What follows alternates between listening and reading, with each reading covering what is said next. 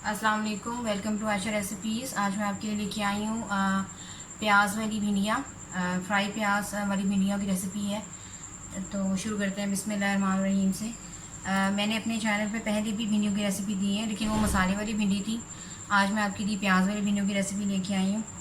तो उम्मीद करती हूँ आपको पसंद आएगी।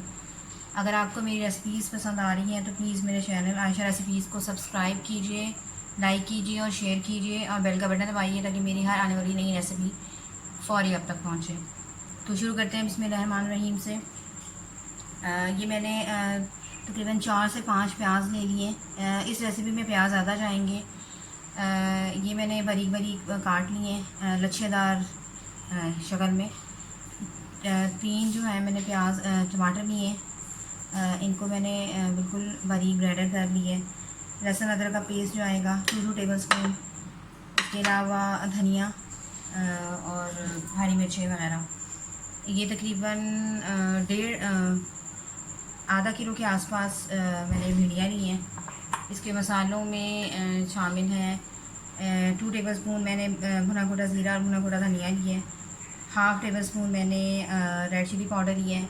हाफ़ टी स्पून मैंने हल्दी पाउडर लिया है। हाफ़ टेबल स्पून मैंने नमक लिया है।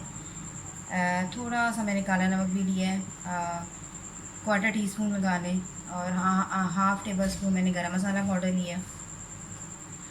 तो शुरू करते हैं बिस्मिल्लाहिर्रहमानिर्रहीम से। सबसे पहले हम अपने प्याज फ्राई करेंगे। ऑयल हमारा गर्म हो गया। मैं इसमें पहले प्याज फ्राई करूँगी और फिर प्याज निकाल लूँगी। उसके बाद फिर मैं भिंडियाँ फ्राई करूँगी, उनको भी निकाल लूँगी। उसके बाद फिर हम इसका मसाला तैयार करेंगे। तो सबसे पहले हम अपने प्याज डालते हैं।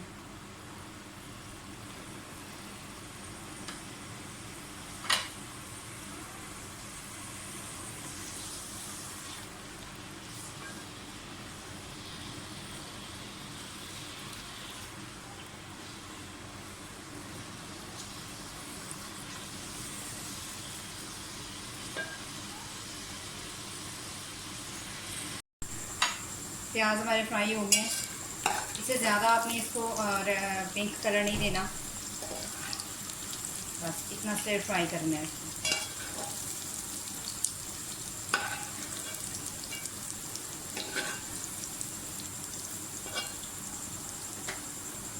साथ ही इसमें दोबारा भिंडियाँ डाल दें।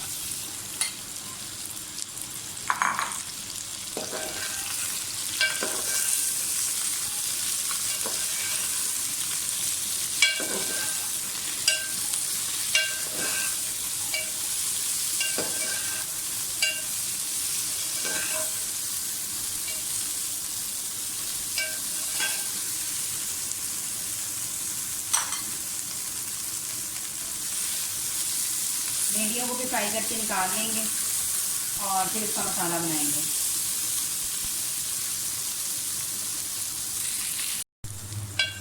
भिंडियाँ भी फ्राई हो गई, उनको भी निकालना है।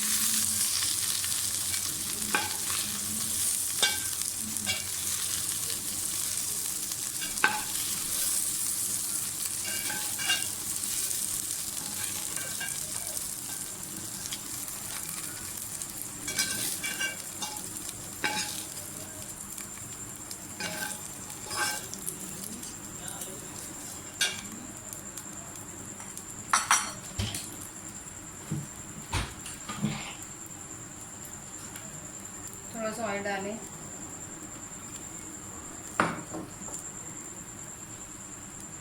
जीरा डाल दें।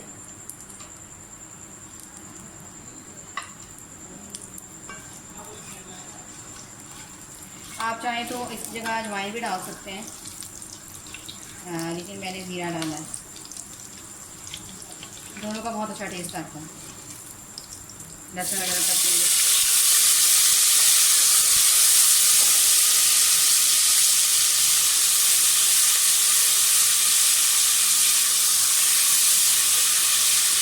सारे मसाले डाल दें।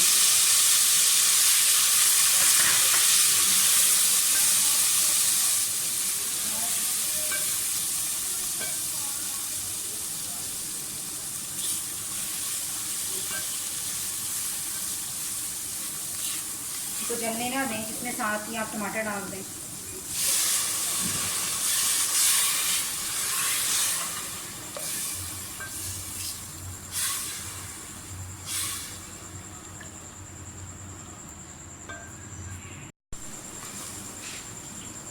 मसाला हमारा भुन गया। अब जो हमने भिंडियाँ फ्राई की हुई थी वो भी डाल दें।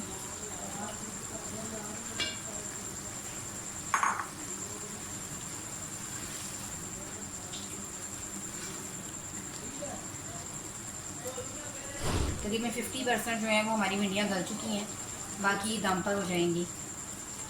यानी कि इसमें आपने लहस नहीं छूटने देनी और ना ही आपने इसको टूटने देना है। अब जो हमने प्याज रखी है,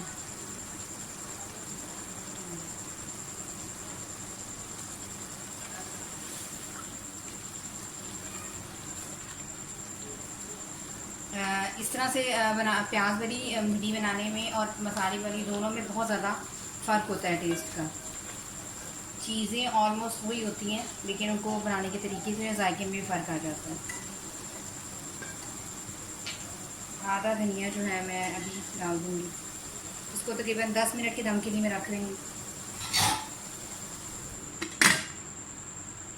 और ये है मेरी आज की रेसिपी, प्याज वाली भिंडी की रेसिपी। उम्मीद करती हूँ मेरी आज की रेसिपी भी आपको पसंद आएगी। अगली रेसिपी तक के लिए अल्लाह हाफ़िज़।